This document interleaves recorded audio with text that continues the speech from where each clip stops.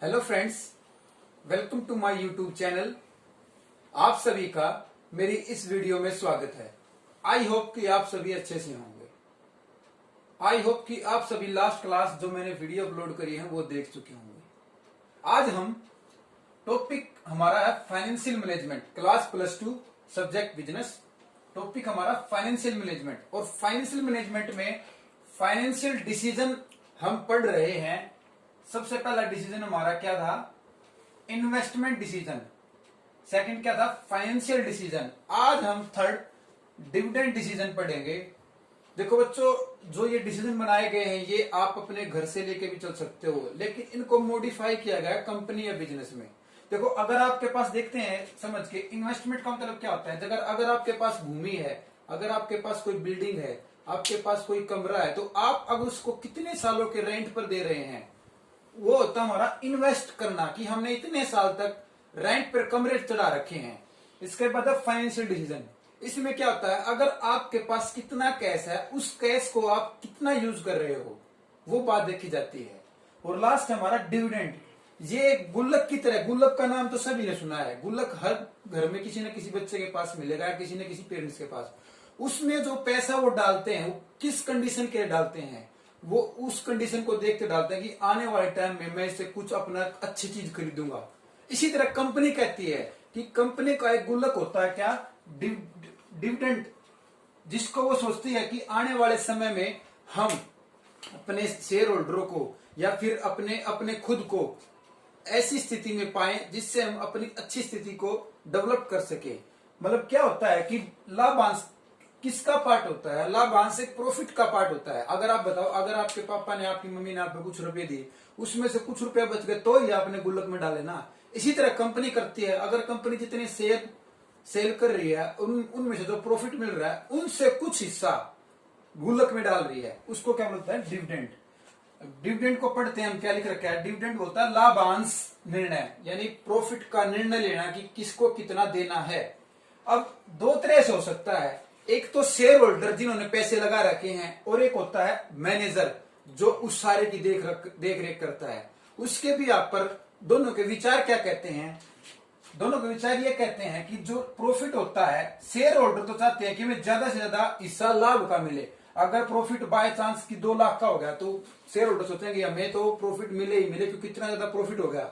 लेकिन जो retain profit का मतलब है, जो मैनेजर होता है, वो ये सोचता है मैं इसे गुल्लक में रख दूं, आने वाले भविष्य में इससे हमारी कंपनी और हमारा बिजनेस अच्छे से ग्रो होगा, एक ऐसी स्थिति आ जाएगी जिससे हमारा डेवलपमेंट अच्छे से होगा। तो मैनेजर क्या सोचेगा? भविष्य में इस रुपए को मैं जमा कर लूं। तो दोनों की स्थिति बता दी है। शेयर होल्डर सोचेगा ज्यादा से ज्यादा मिले, उसको कंपनी से कोई मतलब नहीं है, उसने जो शेयर लगा रखे हैं उस पर प्रॉफिट जल्दी से जल्दी मिले। लेकिन जो मैनेजर है, जो कंपनी का मालिक है, वो सोचेगा कि मुझे तो अपने पैसे को जमा करना है। आई होप कि आपको डिविडेंड डिसीजन का मीनिंग क्लियर हुआ है। अब एक बात और इस पे आती है कि डिविडेंड को इफेक्ट डालने वाले वो कौन कौन से फैक्टर हैं, मतलब इसको प्रभावित करने की कौन कौन सी बातें हैं, वो भी हमें ध्यान में रखनी होती है। क्योंकि पैसे का लेन देन है, तो कोई ना कोई गड़बड़ होए तो उसको इफेक्ट डालती है।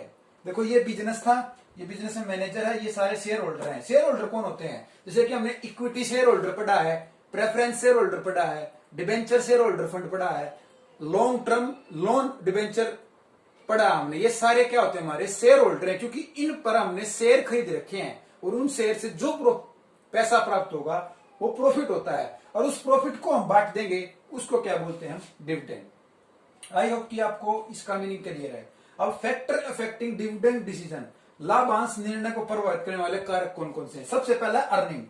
अर्निंग क्या होता है? जैसे कि आपने एक दुकान कर ली, दुकान करने के बाद आप एक दिन की दुकान की जो पैसे हुई, अर्निंग हुई है, वो क्या होती है?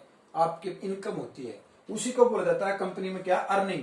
अर्निंग कब होगी? जब आपने कुछ सामान बेचा होगा और उस सामान से जो प्रॉफिट मिला होगा, तो क्या लिखा गया है? प्रॉफिट। जितना ज्यादा लाभ प्राप्त होगा उतना ही लाभांश दिया जाएगा। एक बात, दिन में अगर आपने 1,000 रुपये ज्यादा कमा लिए, तो आप क्या सोचोगे? हम इन 1,000 रुपये को जमा कर ले, या फिर ये सोचोगे इन 1,000 रुपये से हम कुछ और चीजें खरीद लें ताकि हमारा बिजनेस और बढ़ता रहे। इसी तरह कंपनी सोचती है कि जितना हमें इनकम कब होगी? इनकम तब होगी जब हमें प्रॉफिट भी साथ के साथ होगा। अगर हमारे पास इनकम आ रही है तो इसका मतलब प्रॉफिट ही है वो। और जितना ज्यादा प्रॉफिट होगा उतना ही हम कंपनी क्या करेगी, अपने शेयर होल्डरों को डिविडेंड बांटेगी और रिटेन करके रखेगी। ये दोनों बातें इसमें लिख रखी है। जैसे कि 10,000 के इक्विटी शेयर, 5,000 के प्रेफरेंस शेयर, 30,000 के डिवेंचर एट 10 रुपीज, इनसे जो भी हमें प्रॉफिट प्राप्त होगा वो हम क्या करेंगे, डिविडेंड के रूप में बांट देंगे और कुछ रिटेन करके रख लेंगे, यानी जमा करके रख लेंगे। सेकंड है स्टेबिलिटी अर्निंग। अब देखो यहां हमने बात करी थी, क्या हो सकता है एक दिन में 1,000 रुपया आए और दूसरे दिन ना आए हो, लेकिन इसमें यह बात भी है कि जो हमें इनकम प्राप्त हो रही है ना, वो कंटिन्यू स्थिर लगातार 1 बाय 1 करके उतनी ही प्राप्त होनी चाहिए पूरे साल, अगले साल, उससे अगले साल।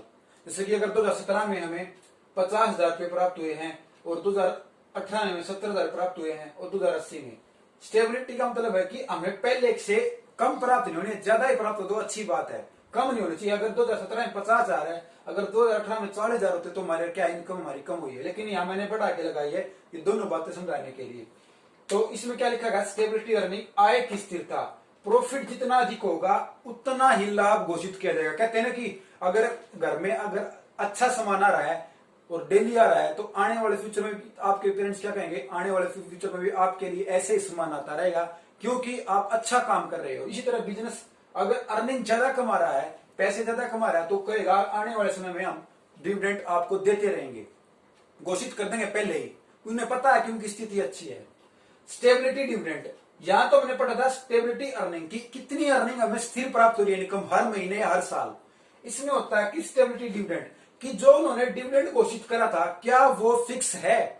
अब ये बात आ गई, क्या उन्होंने जो डिविडेंड घोषित किया था कि हम हर साल शेयर होल्डरों को इतना डिविडेंड देंगे, तो वो क्या फिक्स है, ये बात करिए फिक्स है कि इनकम डिक्रीज या इंक्रीज होने से डिविडेंड पर कोई इफेक्ट नहीं पड़ेगा, क्योंकि उन्होंने पहले ही अनाउंसमेंट कर दी है कि हम इस साल इतना डिविडेंड देंगे। उसको बोलते हैं डिविडेंड फिक्स, यानी प्रॉफिट का वह हिस्सा जो शेयर होल्डरों को देना ही देना है, चाहे उनकी इनकम कम हो चाहे उनकी इनकम ज्यादा हो। उसको बोलते हैं, जैसे कि 2017 में 20,000, 2018 में 20,000, 2019 में 20। देखो देखा जाए तो ऊपर भी इंक्रीज हो रहा था, 50, 70 और 80 हो सकता था कि 50 यहाँ 40 और यहाँ 60 डिक्रीज हो जाए। इससे इफेक्ट नहीं पड़ता क्योंकि कंपनी पहले ही कोई घोषणा कर चुकी है, उसके शेयर होल्डर के दिमाग में वो बात पहुंच चुकी है। अगर वो नहीं देगी तो शेयर होल्डर बगावत करेंगे, इससे क्या होगा, कंपनी की छवि खराब होगी। अगला ग्रोथ अपॉर्चुनिटी, विकास की संभावनाएं। विकास की संभावनाएं कब होगी, जब इनकम हम रिटेन करके रखेंगे। आने वाले, मैंने कहा था ना कि गुल्लक में जो हमने सामान पैसे रखे हैं, आने वाले समय में हम उनको निकालेंगे तो हम अपने बिजनेस को बढ़ा सकते हैं और ज्यादा। इनकम रिटेन करते रहना यानी अपने प्रॉफिट को जमा करते रहना गुल्लक में। Cash flow position, cash flow position हमने फाइनेंस में बताया था कि कैश का और आना होता है ना, लेकिन इसमें क्या होता है, इसमें जो हमने गुल्लक में पैसे रखे हो तो हमारे ठीक है, लेकिन उसमें से कुछ हिस्सा हम शेयर होल्डर को देते हैं, तो मतलब कैश का आउटफ्लो, कैश हमारे हाथ से जा रहा है। इसमें क्या लिखा जा रहा है, कैश आउटफ्लो, नगद बहिर्वाह, हमारा कैश जा रहा है। और कैश जा रहा है इसका मतलब क्या है, हमारी बिजनेस की स्थिति अच्छी है क्योंकि हम अपने प्रॉफिट में से डिविडेंड दे रहे हैं शेयर होल्डरों को। इसके बाद है टैक्सेशन पॉलिसी। हो सकता है कर नीति कि डिविडेंड पर टैक्स ज्यादा है और डिविडेंड पर टैक्स कम है। अगर टैक्स ज्यादा है तो डिविडेंड हम क्या करेंगे, कम कर देंगे शेयर होल्डर को देना। अगर डिविडेंड पर टैक्स कम है तो हम डिविडेंड को क्या कर देंगे, मोर देन, ज्यादा देना पसंद करेंगे। स्टॉक मार्केट रिएक्शन, अब देखो अगर हमारी बिजनेस की कंडीशन सब कुछ अच्छी दिखाई दे रहा है तो स्टॉक मार्केट में जो शेयर है वो हमारा बिक रहा है और बिक रहा था, हमें प्रॉफिट प्राप्त हो रहा है, प्रॉफिट है तो हम डिविडेंड को बांट रहे हैं। उसको बोलते हैं स्टॉक मार्केट रिएक्शन की अंश बाजार की स्थिति में हम बड़े अच्छे सी पोजीशन में खड़े हैं। डिविडेंड ज्यादा मिलना का मतलब क्या है, अगर डिविडेंड ज्यादा मिल रहा है इसका मतलब हमारे शेयर का मूल्य ज्यादा बिक रहा है। लीगल कंस्ट्रक्शन क्या मतलब, इसका मतलब क्या है, वैधानिक बंधन यानी रेस्ट्रिक्शन भी बोल सकते हैं इसको लीगल की। अब कंपनी ने सोचा कि डिविडेंड तो हम सभी दे रहे हैं लेकिन ये देना कब है, इसकी बात हमारे दिमाग में आई। उन्होंने ये कहा कि अगर हम कोई शेयर का पेड ऑफ वैल्यू सब कुछ क्लियर करके उसके बाद नहीं देते, हमारा एक सेक्शन बना हुआ है, सेक्शन 205 यानी 205 का एक सेक्शन बना हुआ है जिसमें लिखा गया है कि डिविडेंड पेड कैपिटल के साथ नहीं देना है। डिविडेंड तब देना है जब डिविडेंड में से हम सारे डेप्रिसिएशन घटा देंगे, मतलब प्रॉफिट में से हम सारा हरास घटा देंगे, उसके बाद ही हमने डिविडेंड देना है। उसी में यही बात लिखी है। कंपनी एक्ट 2015 में, सॉरी कंपनी एक्ट 2013 है, 13 के अनुसार लाभांश पेड अप वैल्यू पर नहीं दिया जाता, और पेड अप वैल्यू क्या होती है? पेड अप वैल्यू वो होती है चुकता पूंजी जो हमने शेयर होल्डर को पूरी देनी होती है, उसमें से जो प्रॉफिट बच गया उसमें से कोई डेप्रिसिएशन घटा के तब हम डिविडेंड को देते हैं। जैसे कि घर में सारे खर्चे घटा के, जब पापा मम्मी ने हमें रुपए दिए थे, हमने जो सामान खरीदा था, उस सामान खरीदने के बाद जो कुछ पैसा बचा था वही पैसा हमने जमा किया था ना। ये तो है नहीं कि उसमें सामान से हमने चोरी कर ली, सामान ही नहीं लाए, ऐसा नहीं होता। इसमें यही बात कही की है कि सारे काम होने के बाद कंपनी के पास जो प्रॉफिट बचता है उसी में से डिविडेंड दिया जाता है। आई होप कि आपको डिविडेंड डिसीजन का मीनिंग क्लियर है और डिविडेंड के इफेक्टिंग पार्ट भी सारे क्लियर हैं। देखो, इनको देसी भाषा में समझना है। देखो, इन्वेस्टमेंट का मतलब है कि आपके पास जो कोई जमीन है तो आप कितने साल के लिए उसको किसी और को दे रहे हो, वो होता है इन्वेस्ट करना। फाइनेंशियल का मतलब आपके पास जो धन है वो आपके घर न तो ज्यादा होना चाहिए और न ही कम। अगर ज्यादा है तो आपके लिए वेस्ट है, अगर कम है तो आपके लिए मजबूरी है।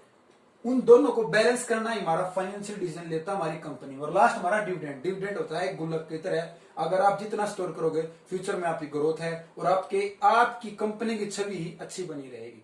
आई होप कि आप सभी को समझ में आया। धन्यवाद।